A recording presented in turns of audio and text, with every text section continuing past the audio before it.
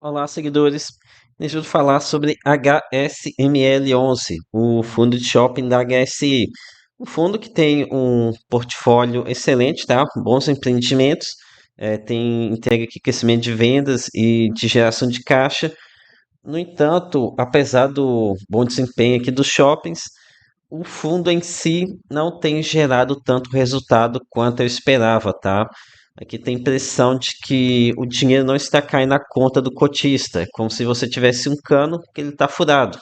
Tá saindo bastante água ali, mas tem vários buracos ali onde a água está escapando. Então, vamos ver o que é que está acontecendo aqui em HSML11. Aqui é o Thiago PS, esse canal fica esperto. Mas bem, vou começar o vídeo aqui mostrando o histórico de rendimentos no fundo. Notem que em 2024 passamos aqui o ano praticamente todo com um rendimento na casa dos 80 centavos. E então, em 2025 a gente teve uma queda brusca para 65 centavos. Então aqui foi uma queda do rendimento inesperada, tá? Porque o fundo tinha muitos recebimentos de lucro de vendas de shopping, de participações. Então, essa queda expressiva no rendimento pegou muita gente de surpresa, né? O rendimento voltou praticamente a patamares aqui de 2022. Inclusive, eu estranhei esse movimento todo, né? Por conta da queda do rendimento e, por um lado, muito ganho de capital entrando. Então, eu até pensei que a gente teria um rendimento não recorrente aqui no mês de junho, algo que acabou não vindo a acontecer, né? A gestora começou a arrumar vários custos aqui ao longo do semestre. Então, vou investigar aqui para vocês onde está ainda aqui o dinheiro de HSML11. Então, aqui no mês de julho, a gente teve que no caso, uma despesa sobre receita de 41,45%. Então, se a gente for pegar essas despesas e dividir por a soma do receita imobiliária mais receita financeira, vai chegar a uma média de 41%. Isso aqui é bem acima do que vocês vão encontrar em outros fundos de tijolos. Em muitos casos, eu vejo valores de 14%, sendo que o ideal acho que seria uns 10%.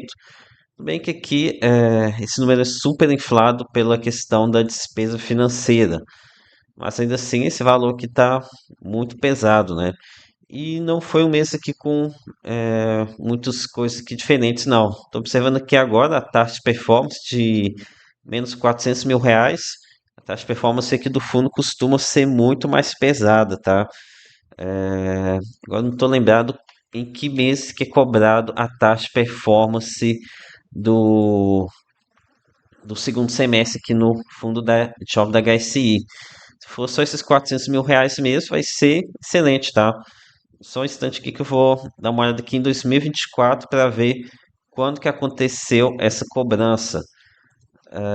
Pegando aqui o dado de 2024, taxa de performance, não foi em julho, né?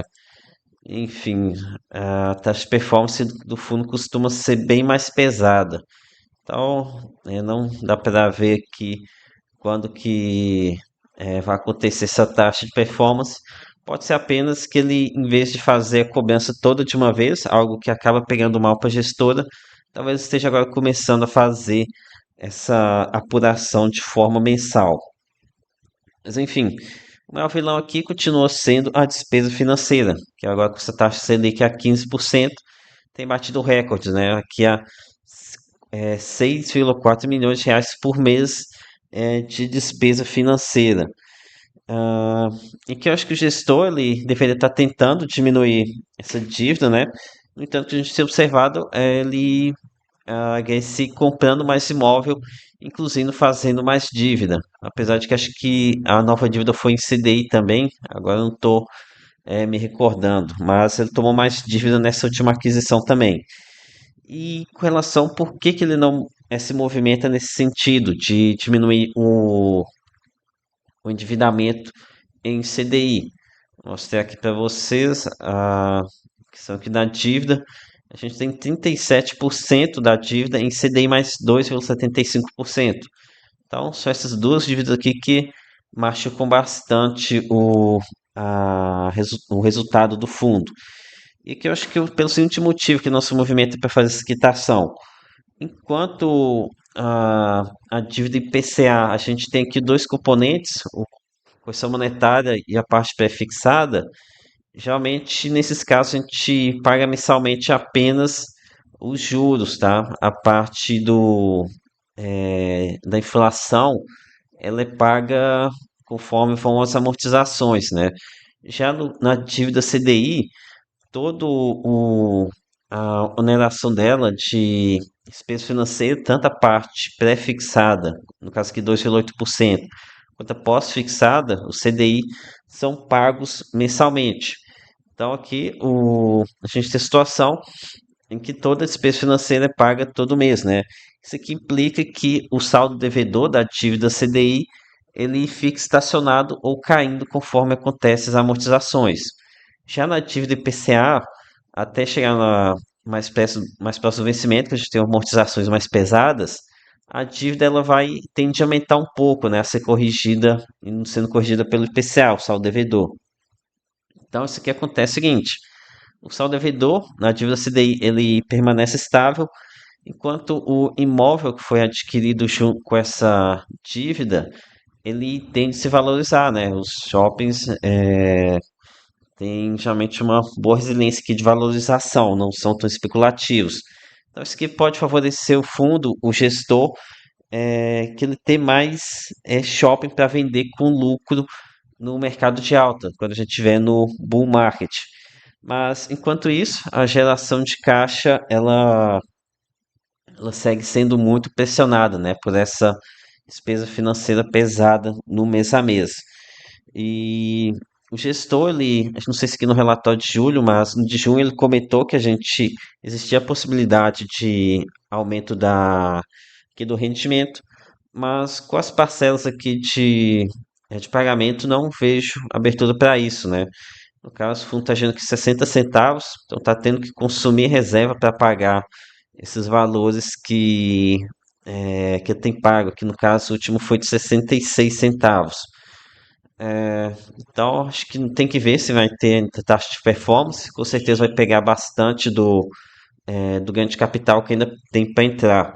Me recordo que no semestre anterior, o que sobrou aqui foi 3,5 milhões de reais, o que ele acabou amortizando em despesa financeira, né? Acabou amortizando dívida. Então, mesmo se fosse pegar esses 3,5 milhões de reais que sobrou no primeiro semestre, projetando para esse, também não sobraria muita coisa para aumentar o rendimento. Mas, então, essa Selic, Selic pesada, ela tem data para acabar, né? Vocês devem estar ouvindo falar disso. E quando ela passar, será se o rendimento aqui pode ter uma melhora, parar de sufocar a DRE do fundo? Então, o mercado realmente projeta uma queda da Selic, mas no cenário projetado lá pelo Boletim Fox, costuma ser bem otimista, esperam que em 2026 vai encerrar a 12,50%. Então, somando aqui com o prêmio da dívida de 2,75, a gente tem mais de 15% de custo anual da dívida. Não tem nada que vai conseguir rentabilizar isso aqui em aluguel mensalmente, né? Então, acredito que ainda vai seguir é, uma pressão bastante pesada aqui da despesa financeira. Então, aí tem que ver até quando vão os não recorrentes, né? Acho que o gestor fala, tem uma tabela aqui que nos fala das parcelas recebidas. O Pátio Maceió, tá aqui 4 de 5 e o Uberaba 3 de 5. Então tem que ver como é que vai ser em 2026, quando acabarem essas parcelas, como é que o fundo vai conseguir se virar. Enfim, se a DRE ela não traz boas notícias, pelo menos os shoppings eles têm dado muitas alegrias, tá? Vejam que esse gráfico de acompanhamento dos principais indicadores, a gente observa aqui o comportamento de vendas, não sei se é vendas por metro quadrado. Aqui esse mês, flutuação, um mês aqui subindo menos do que a inflação, outros aqui disparando. importante aqui é olhar o acumulado do ano, que é um crescimento de 9%, que é basicamente o dobro da inflação, né? Então, um ponto bem positivo. No NOI, que seria a geração de caixa, a gente tem aqui um crescimento de 7% no ano, também bem positivo, né? Subindo acima da inflação. Então, os fundos não, os shoppings aqui de HSML11 crescendo acima da inflação, né? Sobre o portfólio, o fundo não possui o portfólio mais famoso, né? Que os empreendimentos mais tops, que mais luxuosos, mas como eu mostrei, eles têm um bom desempenho, né? Tem entregue, tem apresentado crescimento. A principal preocupação fica aqui por conta do shopping metrô Tucuruvi. Aqui eu já ouvi dizer que ele é inferior aos demais shoppings lá da região e que possui umas áreas em que não há tanta demanda lá nesse shopping, né? Tinha uma parte mais das inferiores, enfim, que não tem demanda, por isso essa parte aqui da vacância, ele não consegue diminuir tanto assim a vacância, né? Ele consegue ficar próximo aqui dos 95, 96% de vacância, acaba puxando para baixo aqui a taxa de ocupação do fundo. Então, concluindo, siga aqui com a impressão de que a HSML11 é um fundo com bons shoppings, mas que tem falhado aqui na entrega de valores cotistas. Se acontecer a quitação aqui da parte da dívida CDI, até poderia ajudar bastante. Lembrando que, junto com o lucro das vendas, também tem a devolução de principal, né? Que pode ser utilizada aqui para quitar parte das dívidas. Também tem as parcelas que ele pode ser obrigado a fazer comprar alguns shoppings, pode acabar utilizando esse valor. Então, é o tipo de conta que o relatório nem nos dá embasamento para conseguir fazer, tá? Essa questão de é, gestão de caixa. Então é isso, galera. Espero ter curtido. Peça o like, se inscreva no canal. Lembre que nada aqui é recomendação de compra ou de venda. Até a próxima.